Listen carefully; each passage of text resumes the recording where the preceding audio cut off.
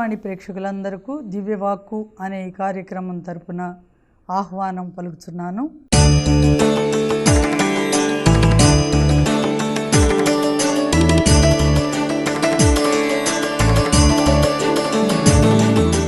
మనం ఈరోజు మత్తయి సువార్త మరి 5వ అధ్యాయంలో నుండి అష్టభాగ్యములలో మొదటి వచనాన్ని గురించి ధ్యానించుకుందాం. యేసు ప్రభువు శిష్యులను ఎన్నుకున్న తర్వాత, బెస్తలను పిలిచిన తర్వాత, మరి ఆ పిలుపుకు అనుగుణంగా వారిని మార్చుకున్న తర్వాత ప్రభువుకు మరి జనులకు బోధించటం మొదలుపెట్టారు. జనుల బాధ యేసు బోధ అని చెప్పి మనం ముందు వచనాలలో చూస్తాం. గలిలయ ప్రాంతం అంతటా సంచరిస్తూ పరలోక రాజ్య సువార్తను ప్రకటిస్తూ మరి ప్రజల వ్యాధి బాధలను పోగొడుతూ ఆయన మరి ఆ ప్రాంతం అంతటా సంచరించినట్లుగా చూస్తున్నాం. ఆయన కీర్తి ఆ ప్రాంతం అంతటా వ్యాపించింది, సిరియా దేశం అంతటా కూడా వ్యాపించింది అని చెప్పి, అలాగే అక్కడ ప్రభువు వారి వ్యాధులని మరి వేదనలతో బాధపడే వాళ్ళందరికీ కూడా విడుదల ఇచ్చినట్లుగా మనం చూస్తాం.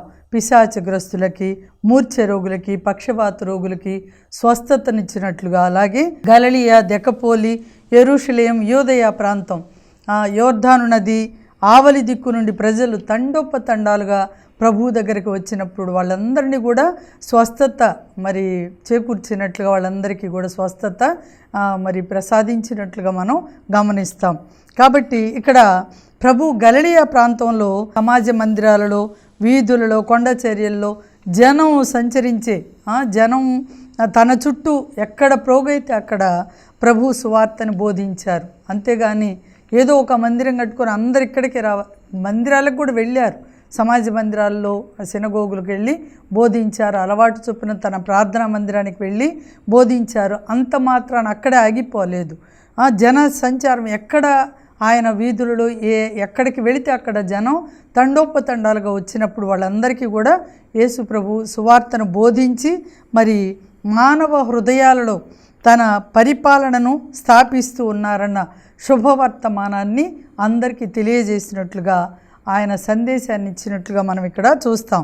ఆయన రకరకాల వ్యాధులున్న వాళ్ళని బాగు చేశారు. కొన్నిసార్లు నోటి మాట ద్వారా, కొన్నిసార్లు వారిని తాకడం ద్వారా, తన స్వార్థం కోసం కాకుండా ఆయన అద్భుతాలు మరి ఇతరుల మేలు కోసం చేసినట్లుగా, ఆయన కనికరాన్ని బట్టి, ఆయన మరి దయను బట్టి ఆయన చేపట్టిన సేవ ఇది అని చెప్పి మనం గ్రహించవచ్చు. ఉపదేశం, స్వస్థత, సువార్త ప్రకటన, దేవుని సత్యాన్ని బోధించటం, ఉపదేశించటం చాలా గౌరవప్రదమైన పని. ఇది మనం కూడా ఇది నేర్చుకోవాలి. శరీరం, మనస్సు, ఆత్మల విషయంలో సహాయం చేశారని మనం కూడా ఈ విషయాలలో ఇతరుల పట్ల మనం కూడా ఇలాంటి మరి ప్రవర్తన కలిగి ఉండాలనేది గ్రహించవచ్చు అన్నమాట.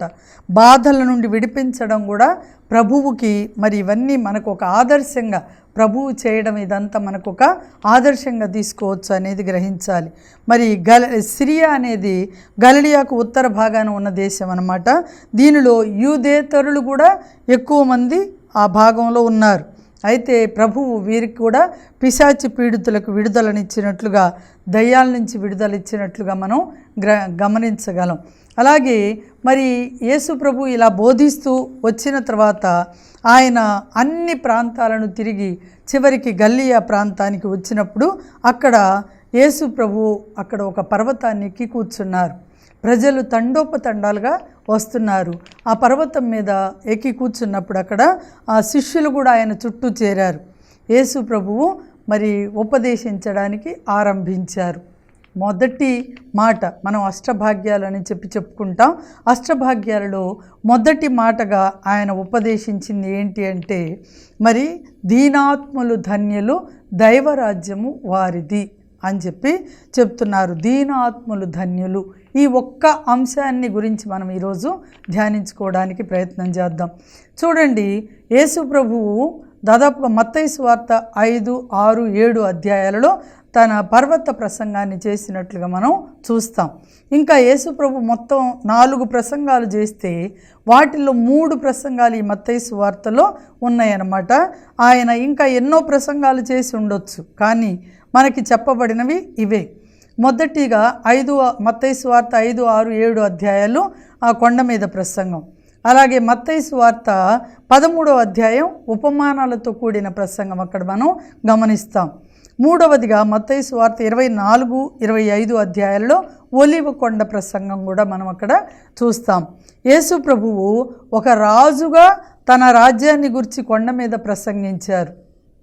ఒక రాజుగా, అవును, ఆయన క్రీస్తు రాజు, రాజులకు రాజు, ప్రభువులకు ప్రభువు అని మనం గమనించాలి. ప్రజలు ఆధ్యాత్మిక జీవిత శైలి, దేవుని రాజ్యంలో ఎలా ఉండాలి, వాళ్ళ ఆధ్యాత్మికంగా ఎలా జీవిస్తే దేవుని రాజ్యంలోకి వస్తారు అనే విషయాలు యేసు ప్రభు చాలా సుస్పష్టంగా ఇక్కడ బోధించినట్లుగా మనం గమనిస్తాం. మరి యేసు ప్రభు ఇంకా ఎన్నో ప్రసంగాలు చేసినా కూడా మనకు అవసరమైన వరకు దేవుడు ఇక్కడ మరి గ్రంథస్థం గావించినట్లుగా మనం గమనించగలం. ప్రభువు ఈ మొదటి కొండపైన ప్రసంగం ద్వారా శిష్యులకు కూడా తన రాజ్యంలో అమలుపరచబడే మరి చట్టాలను గురించి చెప్పారు. ఆయన రారాజు అని ముందుగానే మనం విన్నట్లుగా ఆయన రారాజు, రాజులకు రాజు, ప్రభువులకు ప్రభు. సంఘం దేవుని రాజ్యం అన్నమాట. పరలోక రాజ్యంలో సంఘం ప్రభువుతో కలిసి పరిపాలన చేస్తుంది. పరిశుద్ధాత్మ ద్వారా మనం స్థిరపరచబడతాం. యేసు ప్రభు ఉపదేశించడానికి ఆరంభించి మొదటిగా దీనాత్ములు ధన్యులు, దైవరాజ్యం వారిది అని చెప్పడం జరిగింది. ఆత్మ విషయంలో దీనత గలవారు ధన్యులు. వాక్యం చాలామంది బోధిస్తుంటాం, కానీ ఆ వాక్యం బోధించే సేవకుల మధ్యలోనే చాలా అసూయ, ఈర్ష్య, ద్వేషాలకి తావు ఉంటుంది. ఒకళ్ళు బోధించిన దానిని ఇంకొకళ్ళు భరించలేరు, సహించలేరు. ఒకరిని మెచ్చుకుంటే ఇంకొకళ్ళని మరి మోర్చుకోలేకపోతుంటారు. ఇది స్పిరిచువల్ జెలసీ అంటారు. ఈ అసూయ అనేది మనలో గనక ఉంటే దేవుని రాజ్యంలోకి ఎలా వెళ్తాం? దీనత ఉండాలి అని మాకు వాక్యం బోధించి ఒక మాస్టర్ గారు పెద్ద ఆయన చెప్పేవాళ్ళు అనమాట. అమ్మాయి, నేను ఒకరోజు వాక్యం బోధించి ప్రక్కకు వచ్చాను, నా దగ్గరకు వచ్చి ఒక ఆమె అంటుంది, మాస్టర్ గారు మీరు బాగానే చెబుతారుగా, నీకంటే భలే చెప్పాడండి ఆయన అని చెప్పారంట. వెంటనే నాలో నుండి ఒక అసూయ బుస్సును పైకి పొంగినట్లు అనిపించిందమ్మా. నేను ఇంకా కొంచెం సేపు ఇంకా అక్కడ ఉండకుండా ప్రక్కకు వచ్చేసాను.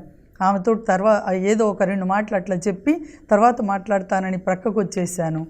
నాకు అర్థమైంది నాలో అసూయ పైకి వస్తుంది అనేది.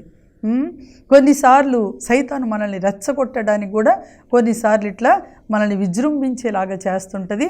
అలాంటి సమయంలోనే చాలా ఓర్పుగా, సహనంగా ఉండాలి. ఆత్మ విషయంలో దీనత ఉండాలి. బయటకి అందరం తగ్గించుకున్నట్లే బయట మంచిగానే ఉంటుంటాం. బయటకు కూడా కొన్నిసార్లు గర్వం అనేది, అహంకారం అనేది, అహంభావం అనేది కనిపిస్తూ ఉంటుంది. చూపులో, మాటలో, క్రియలో, అన్ని విషయాలలో కొంతమందిని చూడగానే అర్థమవుతుంటుంది. కానీ ప్రభువు చూసేది ఆత్మలు కాబట్టి, మన ఆత్మ విషయం, మన హృదయాన్ని చూస్తారు కాబట్టి హృదయం ఎలా ఉందో పరిశీలించుకోవాలి. ఆత్మ విషయంలో దీనత్వం ఉండాలి, దీనత కలిగి ఉండాలి. అంతరంగంలో దీనత అనేది ఉండాలి. ఆ దీనత్వం నేనెంతలే ఆఫ్టర్ ఆల్ అన్నట్టు ఉండాలి. ప్రభు అంతే తగ్గించుకున్నారు కదా. ఫిలిప్పీలకు రాసిన లేఖ 2వ అధ్యాయం 6 నుండి వచనాలు కనుక మనం చూస్తే, ఆయన తనను తాను రిక్తునిగా చేసుకొని మరణం వరకు, శిలువ మరణం వరకు కూడా విధేయుడాయను. కనుకనే పరలోక భూలోకముల యందలి, పాతాళ లోకముల యందలి సమస్త జీవులను ఆయన నామమునకు వినతులు కావాలను అని చెప్పబడింది.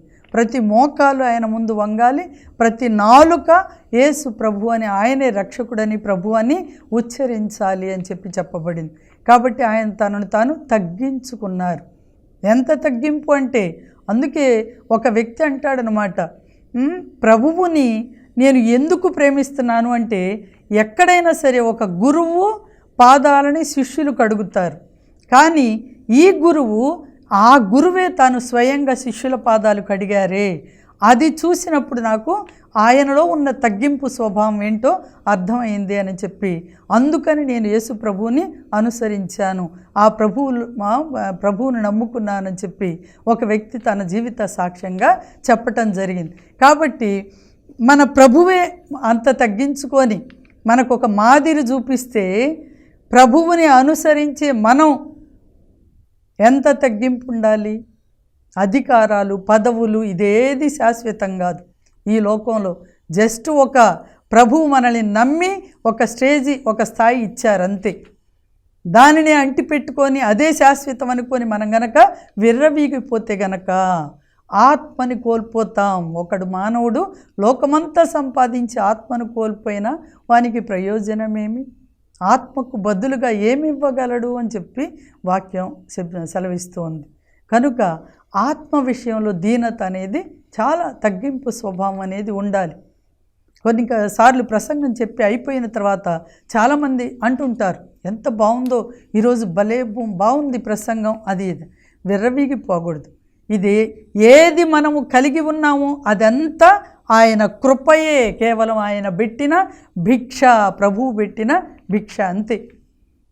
నీ నోట నా వాక్కు పెడతాను, నువ్వు వెళ్ళి మాట్లాడు అన్నారు కదా ఇర్మియా ప్రవక్తతో. ఆయన పెడితేనే మన నోట వాక్కు, మన గొంతులో నుంచి ఒక స్వరం బయటికి రావాలంటే ఆయన కృప, కనికరమే. అంతేగాని మనం ఏదో మన సొంత తెలివితేటలో నైపుణ్యమో సామర్థ్యమో అనుకోవడానికి ఏది వీలు లేదనమాట. అందుకే యోహాను రాసిన 3వ లేఖ ఒక మాట, మొదటి వచనంలోనే ఒక మాట చెప్పబడింది. 2వ వచనం, ఒక అధ్యాయమే ఉంటుంది కదా. పెద్దనైన నేను నిజముగా ప్రేమించు నా ప్రియ గాయునకు, నా ప్రియమిత్రుడా, నీకు సర్వదా శుభమగునుగా కనియును. నీవు ఆధ్యాత్మికముగా ఎట్లుంటివో శారీరకముగా కూడా అట్లే సుఖముగా ఉందువు కాక అనియును నేను ప్రార్థించుచున్నాను అంటున్నాడు. నీవు ఆధ్యాత్మికముగా ఎలా ఉన్నావో, ఆత్మల విషయంలో ఎలా ఉన్నావో, అలాగే శారీరకంగా కూడా సుఖంగా అలాగే ఉండాలి. ఆత్మలో మనం ఎంత బలంగా ఉంటామో శారీరకంగా కూడా అదే బలంతో ఉండాలి అని. కొన్నిసార్లు శారీరక బలహీనతలు, ఏదన్నా రోగాలు, జబ్బులు, జ్వరాలు, లేకపోతే ఇంకోటో శారీరక బలహీనతలు వచ్చినప్పుడు ఆత్మలో బలంగా ఉంటే గనక ఈ శారీరక బలహీనత మనల్ని ఎప్పుడు కూడా బలహీనపరచదు. ఎందుకంటే ఆత్మలో దృఢంగా ఉన్నాం కాబట్టి. పరిశుద్ధాత్మ శక్తి మనలో ఉంది. అంతేకాదు ఆత్మలో దీనత, తగ్గింపు స్వభావం. ప్రభువా నేను ఎంతటి దానని, యేసు ప్రభు మరియ తల్లి ఆ మాట చెప్పారు కదా లూకాసు వార్త 1వ అధ్యాయం 38వ వచనంలో, నేను ప్రభువు దాస్యురాలను, నీ మాట చొప్పున నాకు జరుగునుగాక అని చెప్పారు కదా. కాబట్టి తగ్గింపు అనేది, ఆత్మలో తగ్గింపు స్వభావం అనేది మనకి చాలా ముఖ్యం. దీనాత్మలు ధన్యులు, అలాంటి వాళ్ళదే దైవరాజ్యం.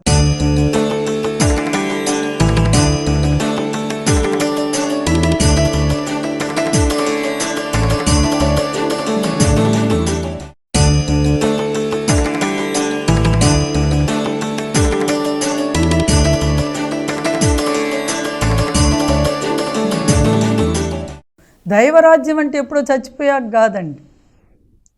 దేవుని రాజ్యం అనగా తినుట త్రాగుట కాదు, పరిశుద్ధాత్మ వసగే నీతి, శాంతి, సంతోషాలు.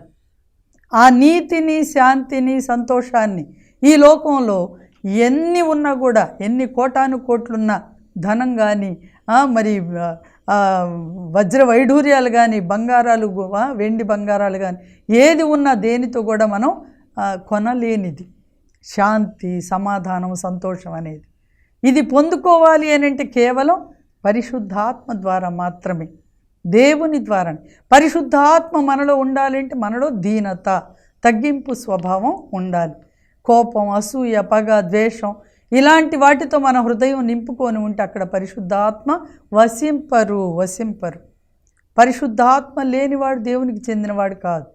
కాబట్టి దేవునికి చెందిన వాళ్ళు కాకపోయినప్పుడు దయ్యం వస్తుంది, దయ్యం వాసం చేస్తుంది, దయ్యం ఆక్రమించుకుంటుంది. కాబట్టి దానికి అవకాశం వసగొద్దు, దయ్యముని ఎదిరింపుడు అని చెప్పారు. కాబట్టి మనం ఆ విషయంలో ఆత్మ విషయంలో మనం చాలా తగ్గింపు స్వభావంతో ఉండాలి. అందుకే గలతీయులకు రాసిన లేఖ 5వ అధ్యాయంలో 16వ వచనంలో మనం చూస్తాం. 5:16 నుంచి 17 వచనాలలో ఇక్కడ నేను చెప్పున్నది ఏమనా, మీరు ఆత్మయందు జీవింపుడు, శారీరక వాంఛలను తృప్తిపరచుటకు యత్నింపకుడు. ఏలయనా శరీరము కోరునది ఆత్మ కోరుదానికి విరుద్ధముగా నుండును, ఆత్మ కోరునది శరీరము కోరుదానికి విరుద్ధముగా ఉండును. ఈ రెండింటికి నీ బద్ధ వైరము అంటున్నారు. బద్ధ వైరం అంటే ఆత్మ శరీరం ఎక్కడో బయట నుంచి కాదు, మన లోపలే, ఇక్కడే మన ఆత్మకి మన శరీరానికి పెద్ద వైరం, యుద్ధం జరుగుతూ ఉంటుందన్నమాట. శరీరం ఏం చెప్తుంటుంది, ఏం లేదు, తిను, తాగు, పడుకో, హాయిగా సుఖంగా ఉండు అని. కానీ ఆత్మ చెప్పేది ఏంటి, ప్రార్థన చేయి, ఉపవాసం ఉండు, దాన ధర్మాలు చేయి, దేవుని వాక్యానికి స్థానం ఇవ్వు, వాక్యాన్ని పాటించు, పఠించు కదా. ఈ ఆత్మ కోరుకుంటుంది. కానీ శరీరం కోరేదానికి రెంటికి కూడా బద్ధవైరం. మనం దేని అనుసారం ఉండాలి, శరీరానుసారం జీవిస్తే నశించిపోతాం. కనుక ఆత్మానుసారంగా మనం జీవించే వాళ్ళమై ఉండాలి అనేది మనం ఇక్కడ తెలుసుకోవాలి. ఆత్మ విషయంలో దీనత మరియ తల్లి అంతే చేశారు. నా ప్రభువు తల్లి నా యొద్దకు రావడం నాకు ఎలాగూ ప్రాప్తించెను. మరియ తల్లి ఎంత తగ్గింపు స్వభావంతో ఎలిజబెత్ అమ్మ దగ్గరికి వెళ్ళారు కదా. కొండ కోనలు చాలా దూరం, చాలా ప్రయాణం చేసి అక్కడికి వెళ్ళి మరి ఎలిజబెత్ అమ్మ గర్భంలో శిశువు గంతులు వేస్తూ ఎంత సంతోషంతో ఉన్నప్పుడు మరి ఆ పరిశుద్ధాత్మతో నింపబడిన ఎలిజబెత్ అమ్మ పలికిన మాటలు, ఈరోజు పరిశుద్ధాత్మతో నింపబడిన వ్యక్తులు మాత్రమే మరియ తల్లిని ప్రభువు తల్లిగా స్వీకరించగలరు, గౌరవించగలరు, ఘనపరచగలరు. పరిశుద్ధాత్మ వాళ్ళలో లేకపోతే దేవుని తల్లిగా ఎలా గౌరవిస్తారు, ఘనపరచలేరు కదా. కాబట్టి మరియ తల్లిని దేవుని తల్లిగా, ప్రభువు తల్లిగా స్వీకరించాలి అంటే మనం కూడా ఆ ఎలిజబెత్ అమ్మలాగా పరిశుద్ధాత్మతో పరిపూర్ణులై ఉండాలి, ఆత్మ విషయంలో దీనత కలిగి ఉండాలి. రెండవదిగా శ్రమలను అనుభవించవలసి వచ్చినా కూడా ఆధ్యాత్మిక జీవితాన్ని కోల్పోలేదు. చాలామంది వ్యక్తులను మనం చూస్తున్నాం ఆధ్యాత్మిక జీవితాన్ని, ఆత్మ విషయంలో చాలా దీనత కలిగి ఉన్నారు. శ్రమలు వచ్చినాయి, కష్టాలు వచ్చినాయి.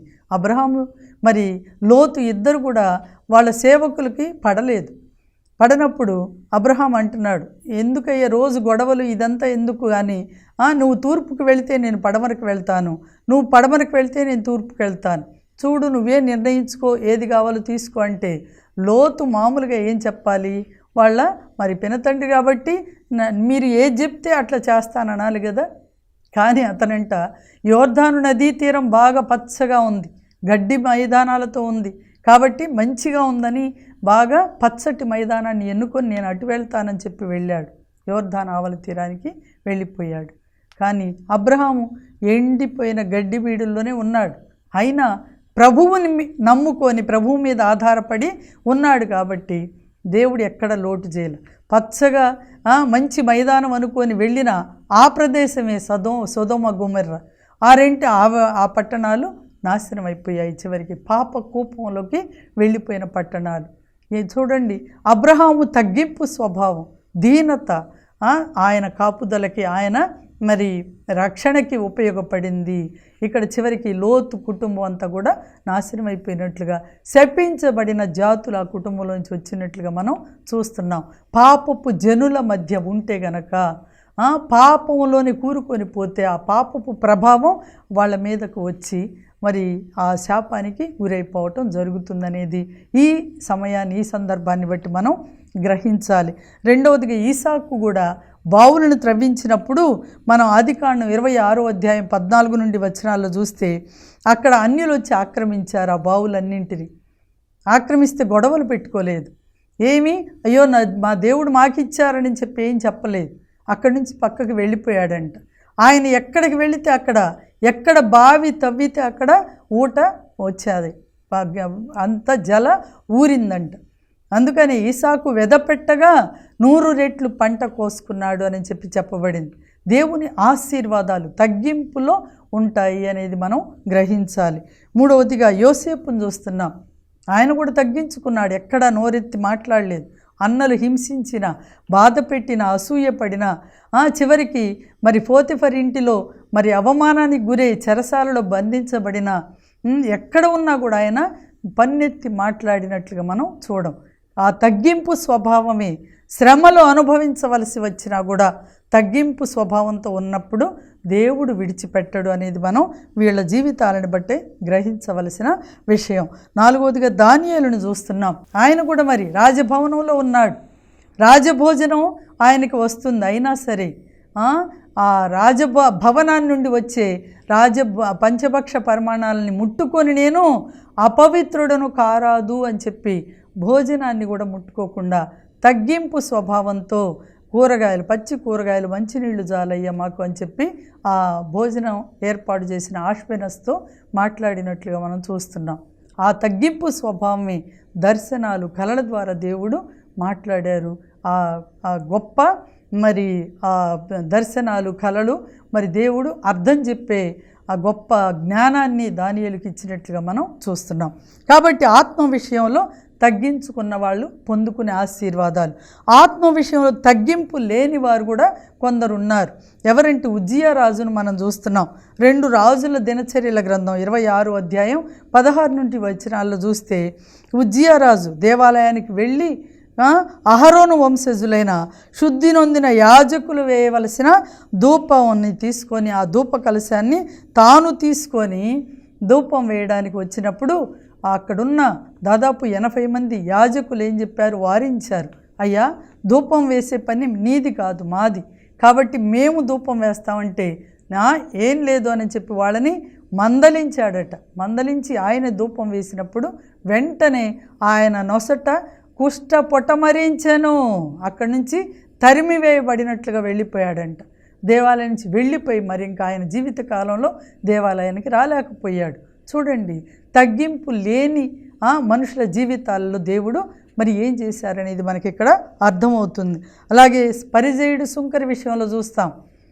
సుంకరి తగ్గింపు స్వభావంతో ప్రార్థన చేశాడు దేవాలయం బయటే నిలబడి, గుండెలు బాదుకొని నేను పాపిని కరుణించు అని. కానీ పరిసయ్యుడు తనను తాను హెచ్చించుకొని పీట ముందుకెళ్ళి నిలబడి నేను వారానికి 2 సార్లు ఉపవాసం ఉంటా, దాన ధర్మాలు అది ఇదని చెప్పుకోవటం జరిగింది. ఎవరు మరి ఆ దేవుని చేత ఆశీర్వదించబడినది సుంకరే కానీ పరిసయ్యుడు కాదు అని లూకా సువార్తలో మరి మనం చూస్తాం 18వ అధ్యాయం 9 నుండి వచనాలు. చివరిగా మనం యేసు ప్రభువు తగ్గింపు స్వభావం ఇంతకుముందే చెప్పాను. ఫిలిప్పీలకు రాసిన లేఖ 2వ అధ్యాయంలో ఆయన తనను తాను తగ్గించుకొని శిలువ మరణం వరకు విధేయుడై ఉన్నాడు. కాబట్టి సిరా గ్రంథంలో 9వ అధ్యాయంలో 11-12 వచనాలు చూస్తే ధర్మాత్ములకు ఈ లోకముననే ప్రతిఫలము లభించునన్నచో దుష్టులు పాపకర్ములు అగు వారికి మాత్రం శిక్ష తప్పునా అంటున్నారు. మంచి వాళ్ళకి ఈ లోకంలోనే మరి ప్రతిఫలం లభించును అని అన్నప్పుడు చెడ్డవాళ్ళకి, దుష్టులు పాపకర్ములైన వాళ్ళకి శిక్ష తప్పుతుందా? తప్పకుండా శిక్ష ఉంటుంది అని చెప్తున్నారు. ఆత్మ విషయంలో గర్వం, అసూయ, అహంభావం పనికిరాదు. దీనత కలిగి మందకు మాదిరిగా ఉండాలి. ధన్యత అనే మాట మనం ఈ మత్తయి సువార్తలో మత్తయి కానీ లూకా సువార్తలలో దాదాపుగా 28 సార్లు చూస్తాం. అలాగే దర్శన గ్రంథంలో కూడా 7 సార్లు ఈ ధన్యత అనే మాటను వింటాం. ఆధ్యాత్మిక దారిద్ర్యాన్ని, తమ పాపాలను, భ్రష్ట స్వభావాన్ని గుర్తించి దుఃఖించాలి, ఒప్పుకోవాలి. ఆధ్యాత్మిక భ్రష్ట స్థితి నుండి మనం విడుదల పొంది ఆధ్యాత్మికంగా ఉన్నతమైన స్థితిలోకి మనం రావాలి అనేది ఈరోజు మరి దీనాత్ములు ధన్యులు, దైవ రాజ్యము వారిది అనే ఈ సందేశం ద్వారా మనం గ్రహించగలం. ప్రభు ఈ వాక్య సందేశాన్ని మనందరి హృదయాల్లో నూరంతలుగా ఫలింపచేయుదురుగాక. ఆమేన్. ప్రార్థన చేసుకుందాం. పరిశుద్ధుడ, ప్రేమామయుడైన తండ్రి, మీ దివ్య నామానికి వందనాలు, స్తోత్రాలు తండ్రి. నాయన, మీ దివ్య సందేశం ద్వారా ప్రభువా మేము కూడా ప్రభువా మా హృదయాలలో, ఆత్మలో, మనస్సులో, శారీరక విషయాలలో కూడా ప్రభువా మమ్మల్ని మేము తగ్గించుకొని ఇతరుల కంటే మేము అల్పులము, దీనులము అని చెప్పి ప్రభువా మేము ప్రభువా ఎల్లప్పుడూ కూడా మీ దివ్య నామములో ఆ తగ్గింపు స్వభావం కలిగి మిమ్మల్ని పోలి జీవించే కృపను మా అందరికీ అనుగ్రహించమని, ఈ విన్న ప్రతి మాట నీ బిడ్డల హృదయాల్లో నూరంతలుగా ఫలింపజేయమని వాక్యానికి లోబడి జీవించే కృపను అనుగ్రహించమని మా నాథుడు మా రక్షకుడైన యేసు నామములో మరియ తల్లి సకల పునీతులు ప్రార్థనల ద్వారా వేడుకొని పొందుకుంటున్నాము పరమ తండ్రి. ఆమేన్.